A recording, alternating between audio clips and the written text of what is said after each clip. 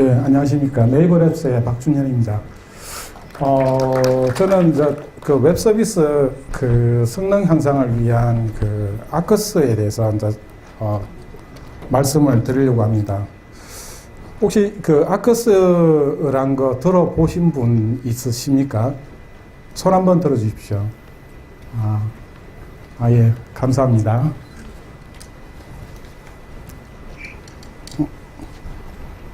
진행할까요? 됐습니다.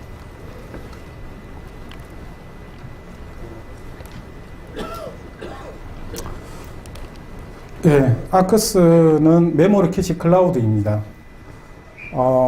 맨키시드 기반으로 이제 좀 확장을 해서 익스텐디드 키밸류 모델을 제공을 하고 있고, 이제 주키퍼 기반으로 이제 일래스틱 캐시 클라우드를 이제 구현을 했었습니다. 그리고 네이버 서비스들의 이제 여러 요구사항들 반영을 했고, 그리고 저번 달에 이제 이 아크스를 이제 오픈을 했습니다.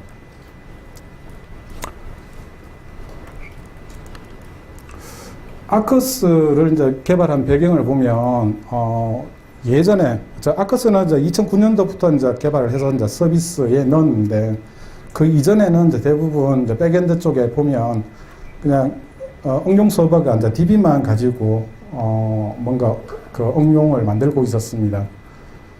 그래서 데이터 양이나 뭐 서비스 규모가 크지 않아서 뭐 데이터 양이나 뭐 요청 수가 작으면 DB 가지고도 충분히 개발할 수가 있죠. 근데 이제 서비스 규모가 자꾸 커지게 되면 DB 가지고는 제대로 된 성능을 내기가 힘들어집니다. 보통 데이터베이스, 디스크 기반으로 이제 데이터를 저장을 해두고 그 데이터를 이용하는 경우에 한 노드 가지고 낼 수 있는 성능이라고 하는 게 보통 한 수천, 보통 RDB 같은 경우 한 2, 3천 TPS 정도이기 때문에 서비스 규모가 아주 커지면, 즉 사용자 수가 아주 많아져서 많은 요청 수가 들어오게 되면 이 DB 가지고는 그러한 리퀘스트들을 다 처리하기가 힘들어집니다. 그래서 그런 성능 문제, 뭐 이런 것들을 해결하고자 저희가 아크스 캐시 클라우드를 개발을 해서 서비스에 넣고 있습니다. 이제 DB에 있는 데이터들 중에 이제 핫 데이터들을 이제 여기 캐싱하겠다라는 건데, 이 아크스 캐시 클라우드가 뭐 직접 DB와 연결을 해서 데이터를 뭐 싱크 맞추어서 핫 데이터를 가져오는 건 아니고요. 응용해서 이러한 아크스 캐시 클라우드를 이용을 해야 되는 겁니다. 다음 그림과 같이. 즉, 응용해서 어떤 데이터를 조회할 때 아크스에서 먼저 조회를 해보고, 아크스에 캐시 미스가 나면 DB에서 조회를 해서 캐시에 넣어두고 이제 응용해서 그 데이터를 쓰면 되는 겁니다. 그래서 캐시에 한번 데이터가 들어가 있으니까 다음 같은 조회가 들어온 경우에는 캐시에 있는 데이터를 사용하면 되겠죠. 그리고 데이터가 이제 뭐 업데이트 되는 경우에는 DB에 업데이트를 하고, 그 다음에 캐시는 다시 델리트를 시켜줘야 나중에 최신 데이터를 다시 캐싱할 수가 있게 됩니다. 그래서 큰 규모의 어떤 웹 서비스를 이제 가정한다면 앞으로는 이제 이러한 캐시 클라우드가 뭐 거의 필수로 필요하지 않나 그렇게 생각을 합니다. 저희가 기반으로 하고 있는 기술을 보면 저희가 이제 맨키시티를 이용을 하고 있는데, 아마 이제 그 글로벌하게 뭐 유명한 모든 업체들은 이와 같은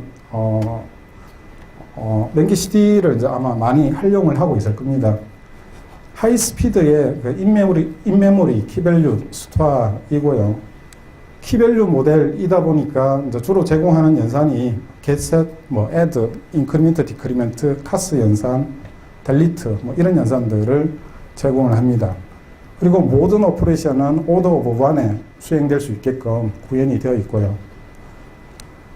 성능을 보면 이제 한 캐시 노드, 이거 뭐 저희가 이거 한번 측정을 해본 건데 아주 예전에 뭐 2코어짜리 뭐 이런 장비에서 테스팅을 해도 초당 한 10만에서 20만 정도의 어떤 리퀘스트를 처리할 수가 있습니다.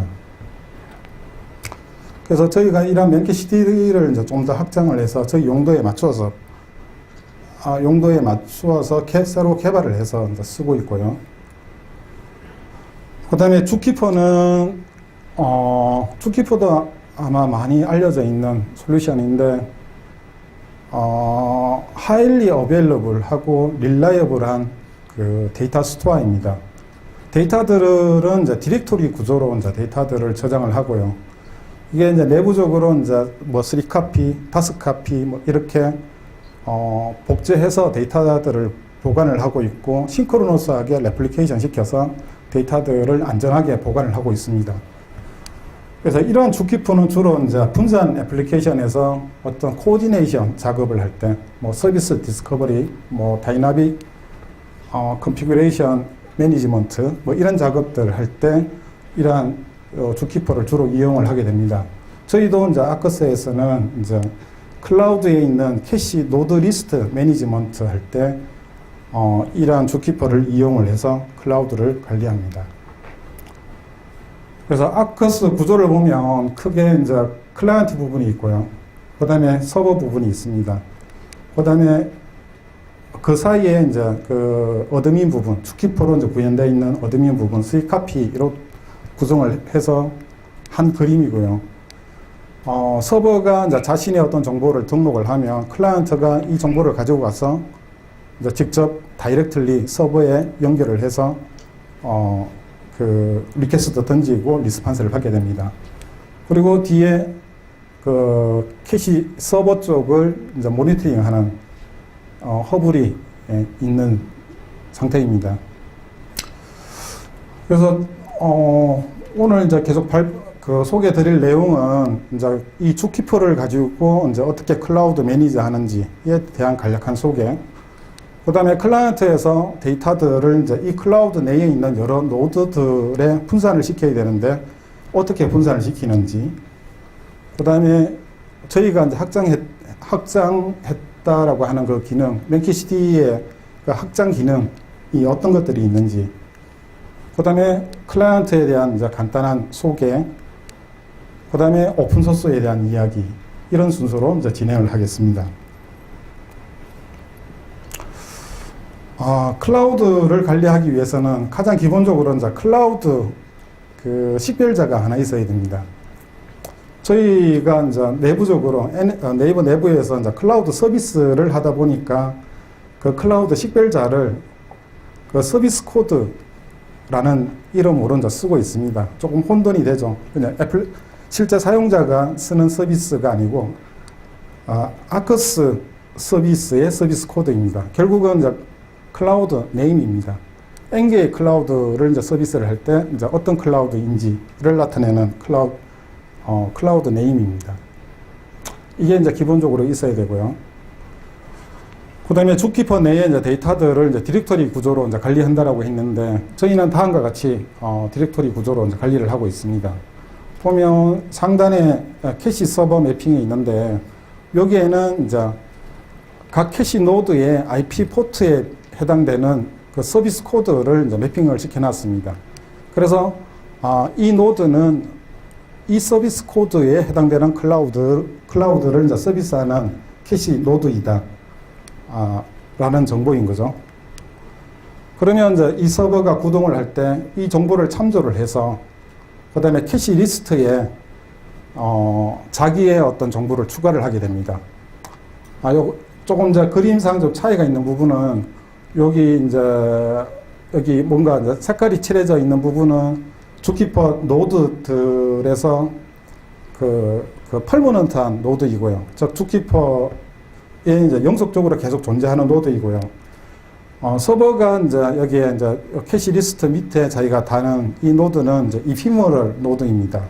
즉 연결을 해서 이 노드를 만들어 두면 이게 영속적으로 계속 존재하는 게 아니고 캐시 노드가 다운이 되거나 또는 스탑하거나 하게 되면 자동으로 사라지는 그러한 노드입니다. 그래서 클라이언트는 이제 다시 이 캐시 리스트에 있는 정보를 보고, 저 캐시 리스트에서 어느 서비스 코드에 있는 이제 그 디렉토리를 살펴보면 어떤 캐시 노드들이 있는지 이제 확인할 수 있겠죠. 자, 그 정보를 가지고 가서 이제 이용을 하게 됩니다. 만약에 이 서버가 이제 다운이 되어버리면 이제 자동으로 이게 하나가 빠지게 되고요. 클라이언트는 이제 이 빠진 새로 이제 변경된 그 캐시 리스트를 이제 노티피케이션 받게 됩니다.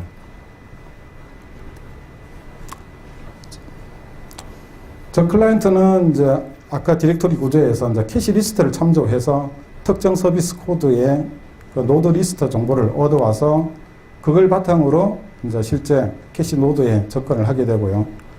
이게 빠지게 되면 이제 자동으로 이제 노티파이 받게 됩니다. 두 번째 이제 데이터 분산. 그러면 이제 클라이언트가 액세스할 수 있는 캐시 노드가 N개가 있는데, 그러면 키밸류 데이터들을 어떤 키밸류 데이터가 있을 때 어느 캐시 노드에 접근을 해서 스토어하고 또는 조회하고 할 건지에 대한 결정을 해야 됩니다. 뭐 일반적으로 그냥 뭐 나누기 연산 뭐 이렇게 해서 할 수도 있긴 있는데, 대부분 클라우드 구성하는 경우에는 이러한 컨시스턴트 해싱 방법을 일반적으로 많이 쓰고 있습니다. 저희도 마찬가지이고요. 컨시스턴트 해싱 방법에 대해서 간략히 소개를 드리면, 여기 이제 해시링이 하나 있고요. 이제 캐시 노드를 이제 뭐 MD5나 뭐 이런 해시 펑션을 통해서 해시 값을 하나 구합니다. 그러면 이 해시링에서 어떤 포인트가 있게 되겠죠. 여기 이그젬플에서는 이제 세 개 캐시 노드에 대해서 포인트가 이렇게 지켜진 경우입니다. 그 다음에 이제 저장하거나 이제 조회해야 될 키가 있을 때 그 키 스트링을 기반으로 이제 해시 값을 다시 구해봅니다. 구했었을 때, 시계 방향으로 첫 번째 만나게 되는 캐시 노드에 대해서 매핑을 시키는 방법입니다. 그래서 이 키는 이쪽 캐시 노드에 이제 저장하거나 조회하면 되는 거죠. 이렇게 키와 노드 간의 어떤 매핑 관계를 결정하는 방법으로 이제 컨시스턴트 해싱 방법을 쓰고 있습니다. 이거예요. 이제 이걸 쓰는 이제 가장 큰 특징은 이 캐시 노드가 하나가 뭐 다운이 되거나, 즉 클라우드에서 빠져나가거나 또는 새로운 노드가 추가되거나 할 때 영향을 받는 그 키들의 범위가 한정적이다라는 겁니다. 즉, 이 노드가 이제 페일이 나서 빠져나가게 되면 요 영역에 있는 키들만 새로운 노드로 이제 매핑이 이루어진다라는 거고요. 기존에 이미 매핑되어 있던 이쪽 영역이나 이쪽 영역으로 이제 매핑이 되는 키들은 변경 없이 기존에 쓰던 캐시 노드에 그대로 매핑이 이루어진다라는 게 이제 가장 큰 특징입니다. 그러면 이제 캐시 노드에 대해서 이제 해시 값을 구하다 보면 균등하게 이제 같은 간격으로 이제 포인트가 이루어지는 게 아니고, 이와 같이 스페이스가 이제 좀 다르게 포인트가 찍혀질 수 있겠죠. 그러면 이 캐시 노드가 이제 담당해야 될 키들의 범위는 이거밖에 안 되고, 반대로 이쪽 노드는 담당해야 될 그 키 스페이스가 이만큼 커지게 됩니다. 그래서 데이터가 이분하게 이제 분산되지 않겠고 한쪽에 이제 몰리게 되는 경우도 발생할 수 있겠죠. 그래서 이런 걸 이제 방지하기 위해서 하나의 캐시 노드당 대략 한 160개 정도의 해시 포인트를 이제 가지게끔 이렇게 구성을 하고 있습니다. 그래서 예를 들어 이제 하나의 노드는 흩어진 160개의 이제 해시 포인트를 가지고 작은 영역에 이제 요쪽 부분, 이쪽 부분, 이런 부분들에 해당되는 키들을 이제 자기가 담당하게 되는 것입니다. 그 다음에 아크스의 이제 키밸류 모델을 보면, 약간 특징들인데, 이제 키는 이제 키밸류 아이템의 어떤 식별자로 이제 사용되는 부분이고요. 키 스트링의 포맷을 보면 이제 앞부분에 프리픽스가 있고, 그 다음에 콜론이라고 하는 델리미트, 그 다음에 서브키로 구성이 되어 있습니다.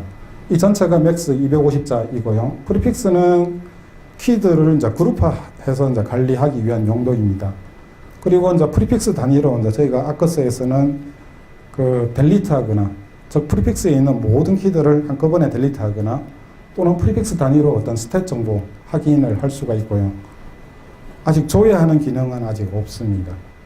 그 다음에 서브 키는 이제 특정 하나의 키를 이제 유니크하게 구별하기 위한 스트링입니다. 그 다음에 밸류 부분은 이제 키 밸류에서 이제 밸류 부분인데 싱글 밸류 하나만 가질 수도 있고요. 기존 맨키시티 같은 경우에는 이제 싱글 밸류만 가지는 형태만 지원을 하고요. 저희 아크스 같은 경우에는 이제 밸류의 어떤 콜렉션을 이제 구조화된 형태로 이제 패키징해서 이제 저장할 수 있는 기능이 있습니다. 그 리스트 형태나 셋 또는 B 플러스 트리 형태로 이제 저장할 수 있고요. 최대 하나의 콜렉션마다 5만 개의 엘리먼트, 각각의 엘리먼트는 4K짜리 그 밸류를 이제 저장할 수 있습니다. 각각에 대한 특징인데 리스트는 이제 더블 링크드 리스트 구조로 이제 엘리먼트를 이제 구조화해서 저장을 하고요. 셋은 유니크한 데이터들의 셋이고요.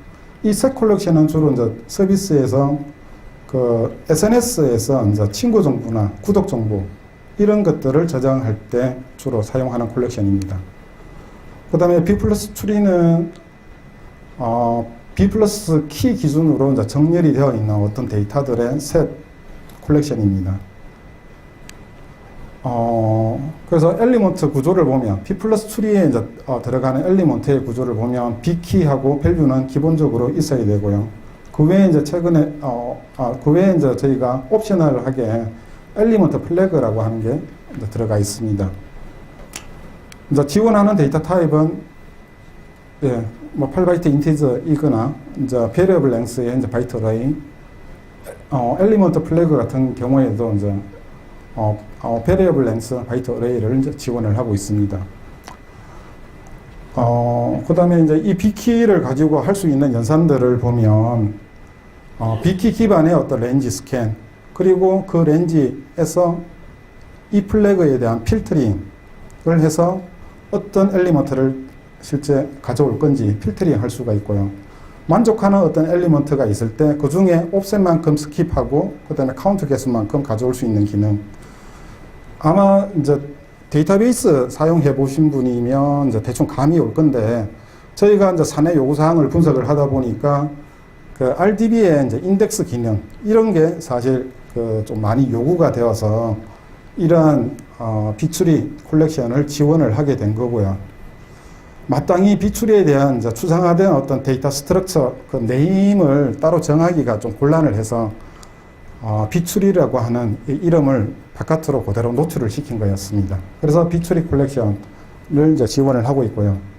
그 다음에 다른 쪽하고 좀 특이한 기능으로 여러 비추리들에 대한 이제 그 솔트 머지 겟 연산. 아마 이거는 이제 뭐 아크스 지금 소개되면서 처음 소개되는 기능일 겁니다. 내부적으로는 알고 있지만 바깥으로는 처음 소개하는 기능이고요. 그 다음에 B 플러스 트리에서 어떤 포지션을 이제 조회하는 기능. 즉 포지션이라고 하면 이제 엘리먼트가 있는데 이게 몇 번째 위치에 있는 엘리먼트인지 그 포지션을 이제 얻을 수 있는 기능. 그 다음에 포지션 기반으로 이제 엘리먼트를 조회할 수 있는 기능들이 이제 들어가 있습니다. 그래서 콜렉션이 이제 사용되는 이제 경우를 한번 이제 예를 들어 보면 이제 SNS 서비스에서 이제 저희 아크스가 조금 많이 사용되고 있고요. SNS 경우 이제 대표적인 이제 성능 이슈를 보면 모아보기 기능이 있습니다. 친구 글을 이제 모아보거나 이제 구독 글을 모아보거나 이제 이런 모아보기 기능을 구현하기 위해서 이제 DB에 들어가는 이제 지리가 다음과 같은 형태의 지리가 들어가게 됩니다. 어떤 글들이 모여 있을 때 작성자가 친구 리스트에 해당되면 이제 조회를 하는 거고요. 포스트가 이제 작성 그 시간 기준으로 이제 역순으로 이제 정렬을 해서 그 다음에 최근 20개만 조회하는 이런 유형의 이제 지리가 일반적으로 가장 많이 사용이 되는데 여기 인리스트에 이제 들어가는 친구 수가 커지면 커질수록 이제 DB 가지고는 조회를 해보면 이제 성능이 당연히 안 나오게 되겠죠. 요게 몇 개 되지 않을 때는 문제가 없는데 요즘 뭐 이제 이 SNS 사용자 증가하고 이제 활성화되다 보면 이 관계가 즉 친구 관계나 뭐 구독 관계나 뭐 이런 관계가 이제 자꾸 늘어나다 보면 이러한 질이 가지고 DB에서 수행시킬 수가 없게 됩니다. 그래서 이제 SNS 쪽에서도 이제 이와 같은 아커스를 이용을 하고 있는데, 그러면 이제 어떤 글이 발생을 했었을 때 이 글을 어떻게 배달할 건가에 대한 방식이 이제 극단적으로 두 가지의 방식이 있습니다. 푸시 방식이 있고 풀 방식이 하나 있습니다.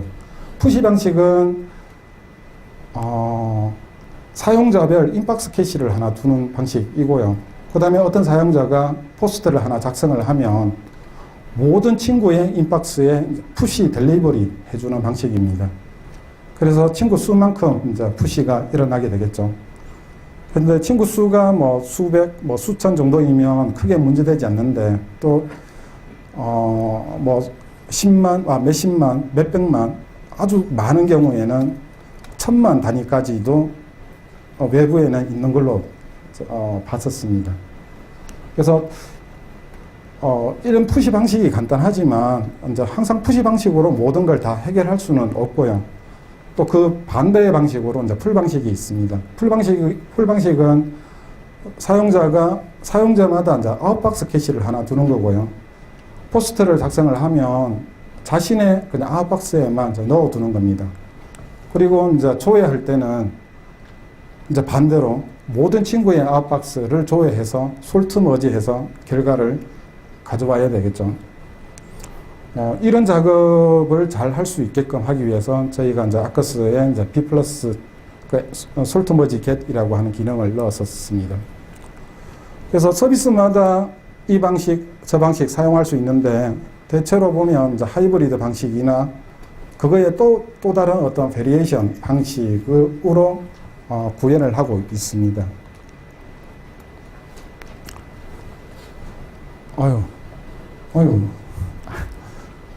예. SNGet에 대해서 이제 간략하게 이제 그림으로 그 표현을 하면, 잘못됐다. TP가 잘못됐네요.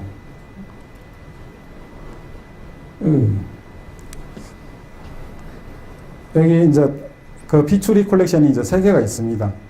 3개가 있는데, 여기 ABC로부터 B키가 이제 30에서 10까지인 엘리먼트 조회하는 경우, 이걸 하나의 이제 코맨드로 이제 조회할 수 있게 해주는 거죠. 그래서 이렇게 조회를 하게 되면, 이제 28, 21, 20, 그냥 비추리가 그냥 한 개인 것처럼 해서 조회를 해주는 그런 기능입니다. 성능이 이제 궁금하시면, 이제 이게 아커스가 오픈소스로 나와 있으니까 직접 한번 사용을 해보시면 좋을 것 같습니다. 그 다음에 이제 이 콜렉션이 이제 사용되는 다른 하나의 케이스로 이제 게임 랭킹 부분이 있습니다. 대표적인 이제 조회 요청으로 어떤 사용자의 어떤 스코어가 있어요. 그러면 그 스코어에 대해서 이제 순위가 자기가 몇 번째가 되는 건지, 그리고 자기 앞뒤에 몇 개의 스코어를 이제 조회를 해보고 그 스코어를 낸 사용자가 누구인지 이제 이런 조회를 해보는 요청이 있습니다. 이런 경우에도 이제 저희 비추리 콜렉션을 쓰고 있는데, B키는 이제 스코어, 밸류 부분은 이제 그 스코어를 낸 이제 사용자 정보를 넣어서 캐싱을 하고 있고요. 그 다음에 이제 저희가 이제 아까 포지션 기능을 제공한다라고 했는데, 어떤 비추리에 대해서 B키 값을 주고, 즉 스코어를 주고 어센딩 오더냐 디센딩 오더냐 오더를 주게 되면 그 오더 기준으로 이제 몇 번째 위치다 라고 하는 포지션을 넘기는 기능이 하나 있습니다. 그 다음에 그래서 이제 어떤 특정 스코어에 대한 이제 포지션을 얻어올 수 있는 거죠. 그 다음에 포지션에다가 플러스 n 마이너스 n 해서 그 포지션 렌즈를 줘서 이제 조회를 하면 해당 엘리먼트를 조회할 수 있게 됩니다. 그래서 일단 이 2개의 연산으로 이제 수행할 수 있는데, 이 2개가 이제 2개의 연산이다 보니까 첫 번째 연산 수행을 하고 두 번째 연산 사이에 또 스코어가 이제 변경될 수 있게 되잖아요. 그래서 클라이언트 쪽에서는 이 조회할 때 약간의 어떤 좀 조정을 좀 해줘야 됩니다. 그래서 그러한 불편을 또 없애고자 또 최근에 한 번에 리퀘스트에 이제 그 작업을 다 수행하는 기능을 하나 넣었었습니다. Find Position with Get이라고 해서 빅키 주고, 그 다음에 오더 주고, 양방향으로 몇 개의 카운트를, 엘리먼트를 가져올지. 그러면 포지션과 함께 양방향으로 n 개의 엘리먼트를 가져오는, 그러한 기능을 수행하는 코맨드입니다. 네, 여기 그림에서 보시면,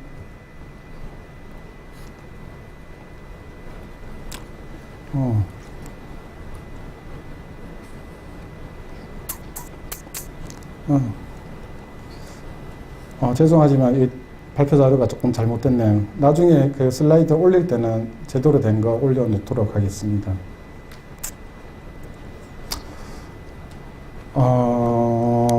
예, 아까 뭐 설명한 거하고 비슷한데 어떤 키 값에 대해서 디센딩 오더로 이제 어떤 포지션을 구하면서 그 다음에 양방향으로 n 개의 그냥 엘리먼트를 한 번에 구하는 그러한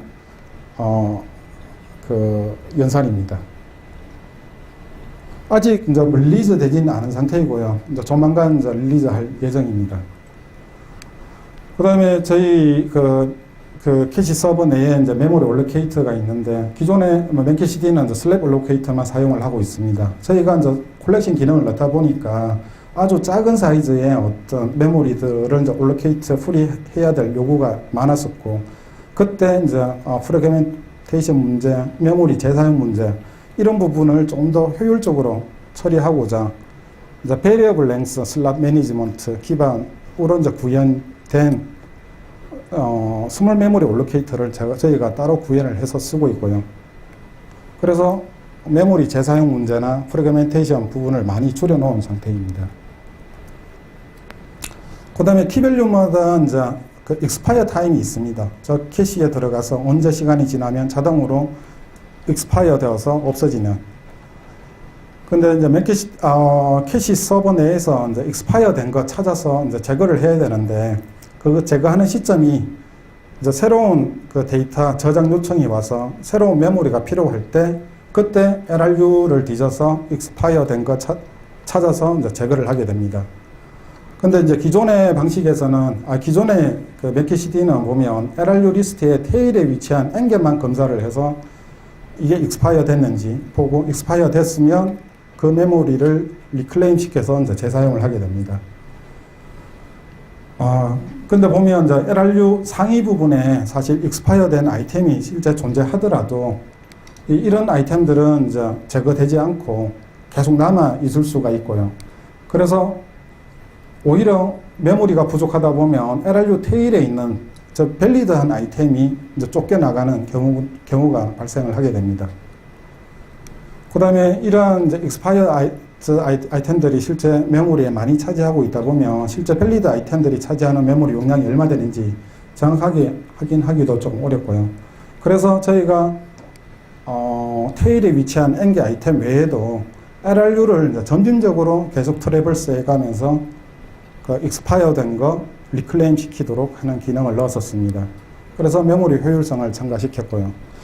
보면 이제 뭐 워크로드마다 조금 다르겠지만 조금 익스파이어 타임이 이렇게 베리에이션이 큰 워크로드 같은 경우에는 메모리 효율이 한 2배 이상 좋아진다라고 저희가 봤었습니다. 그 외에 이제 아크스 뭐 다른 기능들이 있는데 뭐 일부는 그 전에 소개를 했고 일부는 아직 소개되지 않았지만 아마 나중에 소개할 기회가 있을 것 같고요. 그 다음에 클라이언트 부분을 간단하게 이제 보면 이제 처음 아크스 클라이언트 객체를 만들 때 크레이트 그 아크스 클라이언트 메소드를 이제 호출을 해서 만들게 됩니다. 그때 인자로 이제 어드민 어드레스, 즉 주키퍼에 이제 IP 포트가 들어가죠. 그 다음에 서비스 코드, 이거는 이제 클라우드 네임, 이걸 줘서 이제 클라이언트 객체를 하나 만들게 되는데, 내부적으로 보면 서비스 코드를 가지고 주키퍼 클라이언트를 이용을 해서 아까 그 디렉터리 구조에 있는 캐시 리스트를 조회해서 가져오게 되는 겁니다. 그러면 이 로케이터 커넥터 쪽에서 아까 캐시 노드에 대한 해시링을 구성을 하고 새로운 키가 들어오게 되면 어느 노드로 그 리퀘스트가 가야 되는지 결정을 해서 아크스 서버 쪽에 연결을 하게 됩니다. 리퀘스트를 던지게 되는 겁니다. 그 다음에 클라이언트 풀을 만들 수도 있고요. 이 클라이언트 풀 객체를 만들 때는 마찬가지로 GK 어드레스, GK의 IP 포트, 그 다음에 서비스 코드, 풀 사이즈라고 해서 이제 넘겨주게 되면 인터널리 클라이언트 풀을 만들게 됩니다. 적당한 풀 사이즈, 이거는 이제 뭐 대부분 다르지만 응용 서브에 피크 요구 성능이 있을 겁니다. 아크스 쪽에 요청을 하는, 즉 서비스 응용 서브마다 처리해야 될 피크 처리량이 있을 거고, 그 처리량이 아크스 리퀘스트로 변경이 되면 그 1대1로 매핑이 되어 있으면 그만큼의 이제 처리량이 될 거고요. 아니면 1대 n으로 매핑이 되어 있으면 몇 배로 아크스 쪽으로 이제 리퀘스트가 들어오겠죠. 즉 여기에서의 이제 픽 요구 성능은 아크스 쪽으로 들어오는 최대 요구 성능을 이야기하는 겁니다. 그 다음에 하나의 싱글 클라이언트가 처리할 수 있는 처리량이 있을 거고요. 그거 나누게 해서 실링치하면 그 숫자만큼 이제 풀 사이즈 설정을 하면 가장 적당할 것 같습니다. 그리고 아크스 클라이언트 풀이 있는데 이 클라이언트 풀에서 클라이언트를 하나 이제 뭐 받아가지고 API 콜하는 방식이 아니고요. 그냥 풀 객체의 그 메소드를 직접 바로 콜하는 방식입니다. 그러면 내 안에서 인터널리 임의의 자바 클라이언트한테 넘겨서 그 처리를 하게 됩니다. 그 다음에 클라이언트의 여러 동작을 이제 설정할 수 있는 기능들이 있는데, 뭐 트랜스코드 설정, 키밸류 압축, 그 다음에 로컬 캐시 설정, 뭐 이런 것들이 있는데, 이그젬플로 하나만 보면, 이제, 커넥션 빌드, 커넥션 팩토리 빌드에 이제 그 여러 가지 설정할 수 있는 메소드들이 있습니다. 여기 이그젬플은 프론트 캐시 설정에 관련된 부분인데, 프론트 캐시의 익스파이어 타임 설정, 프론트 캐시의 엘리먼트를 몇 개 저장할 건지, 이렇게 설정을 해서 이제 자바 클라이언트를 만들게 되면 자동으로 이제 프론트 캐시 기능이 온되어서 동작을 하게 됩니다. 프론트 캐시가 온되면 클라이언트에서 리퀘스트는 가장 먼저 자신의 프론트 캐시에 이제 먼저 조회를 하게 됩니다. 있으면 그 데이터 바로 직접 이용하게 되고요. 없으면 아크스에서 가져가서 프론트 캐시에 넣고 이용을 하게 되고, 캐시에도 없으면 DB에 가서 조회해서 데이터를 가져와야 됩니다.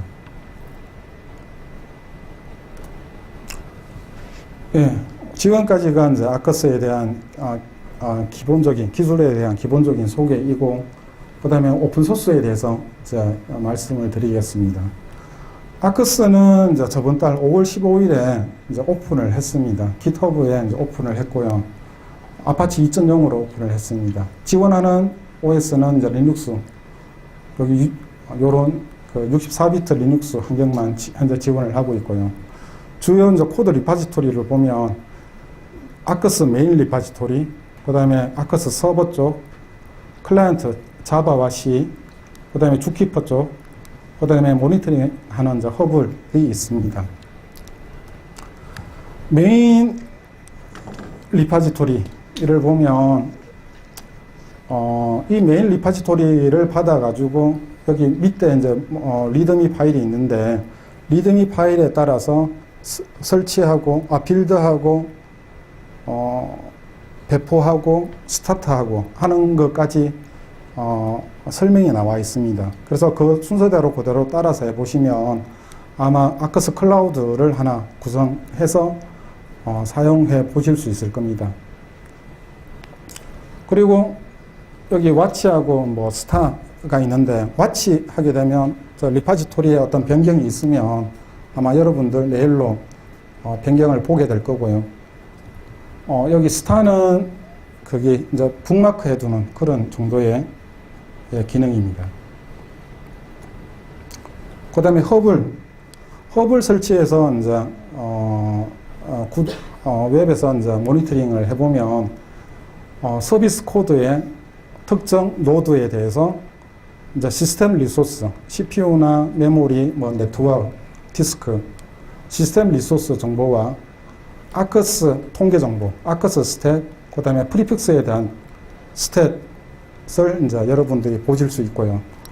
요거는 그냥 이그샘플로 그냥 그 외형적인 모양이 어떻게 되는지 그냥 제가 이그샘플로 예, 보인 것입니다. 그 다음에 이 아크스에 대해서 이제 문의나 질문이 있으면 오픈 아크스 구글 그룹스에 뭐 질문을 해 주시면 되고요. 저희 공지도 웬만하면 오픈 아크스 구글 그룹스로 이제 공지할 거기 때문에 이 공지글을 한번 보시려면 회원 가입하셔야 될 것 같고요. 그 다음에 개별적인 그 버그나 어떤 이슈가 있으면 개별 코드 리파지토리로 이제 이슈로 이제 등록을 해 주시고, 그 다음에 컨트리뷰션 할 게 있으면 GitHub 풀 리퀘스트 방식이나 간단하다면 이제 패치 방식으로 해 주시면 고맙겠습니다. 그 다음에 그 아크스 이제 향후에 이제 개발을 해야 될, 추가적으로 저희가 계속 인핸스를 할 건데, 완전히 픽스된 건 아니지만 아마 레플리케이션 정도는 픽스가 된 것 같고요. 앞으로 이제 레플리케이션, 투 카피 레플리케이션, 그 다음에 세미싱크로너스. 세미싱크로너스라고 하는 말은 이제 DB 쪽에 많이 조금 나오는 이야기인데, 노멀한 상황에서, 즉, 네트워크나 이런 문제가 없는 상황에서는 이제 싱크로너스하게 레플리케이션을 하다가 네트워크 파티션이나 일시적인 네트워크 파티션이 생기거나 이럴 때 잠시 에이싱크로너스하게 레플리케이션 하는 방법입니다. 그리고 뭐 다른 기능들 이렇게 추가적으로 계속 개발을 하려고 합니다. 예, 이상입니다. 네, 감사합니다. 아유.